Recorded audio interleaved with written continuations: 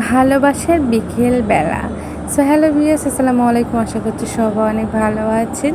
তো এটি ছিল কক্সবাজারের দ্বিতীয় দিনে আর বিকেলবেলা, আর এইটা ছিল অন্য একটা বিচ। যেহেতু আমরা সকাল থেকে প্রায় দুপুর পর্যন্ত বিচ পাড়ে ছিলাম, তো আমরা আর বের হইনি। এখন আমরা বিকালবেলার দিকে বের হচ্ছিলাম। আর এই মাঝখানে সময়টা 2 ঘন্টার মতো বাবু একটু ঘুমাইছিল, আমরাও রেস্ট করছিলাম। তো বিকেলবেলার দিকে বের হয়েছি, যেহেতু আমাদের খাওয়াও হয়নি, তো আমরা আগে খাবো।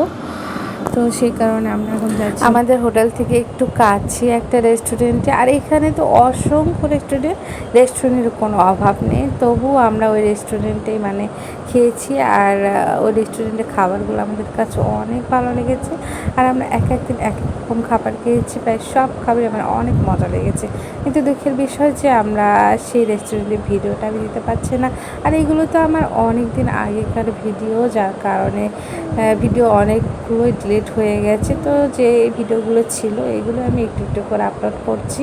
তো যাই হোক, আমরা এই যে হেঁটে হেঁটে একটু যাচ্ছিলাম, তো খাওয়া দাওয়া করে। আর ওই রেস্টুরেন্টের বয়দের সাথে আমার ছেলের অনেক ভাব হয়ে গিয়েছিলো। আমাদের ছেলের সাথে ওরা অনেক খেলে, দুষ্টুমি করে। যাই হোক, অনেক ভালো ছিল রেস্টুরেন্টের লোকগুলো। দিন চলে আসলাম আমরা অটো করে এই বিচে। এই বিচটার নাম ছিল লাবণী বিচ। তো এই বিচ, আর এইখানে ছেলে এবং ছেলের বাবার কিছু ছবি তুলছিলাম আমি। আর তোলার পর তারপর আবার হাঁটাহাঁটি শুরু। এই যে আমরা চলে এসেছি একদম যে বিচের ধারে। তো এইখানটা এসে বাবা ছেলে দৌড়াদৌড়ি শুরু করে দিয়েছে। আর এই বিচটা অনেক ফাঁকা ছিল, লোকজন অনেক কম ছিল। এই যে ছাদনাগুলো প্রায় ফাঁকাই ছিল, কিছু কিছু লোক একটু বসে আছে দু একটাতে। আর পুরো একদম ফাঁকা, দেখেন কোনো লোকজন নাই, একদম পুরো ফাঁকা। আর এখানে ফাঁকা পেয়ে বাবা ছেলে তো অনেক দৌড়াদৌড়ি শুরু করে দিচ্ছে। আমি সেগুলো একটু ভিডিও করছিলাম, আসলে আমার দেখতে অনেক ভালো লাগছে। যে কারণে আমি ভিডিওর প্রথমেই বলছিলাম যে ভালোবাসার বিকেলবেলা, আসলে এই ভালোবাসাটা আমরা এই বিচে এঁকেছি, যার কারণেই বলছিলাম ভালোবাসার বিকেলবেলা। দেখে মনে হচ্ছে আমার ছেলে এই পুরোটাই এঁকেছে। আসলে আমার ছেলে অনেক হেল্প করছিল, হেল্প করার চেষ্টা করছিল। তো তারপরে এই যে চলে আসলাম, আসলে ওইটা আমি এঁকেছিলাম আর ছেলে আমাকে। তারপরে আমরা আবার হাঁটা শুরু করে দিলাম। তো আমরা এই বিচ থেকে এখন চলে যাব সুগন্ধা বিচে।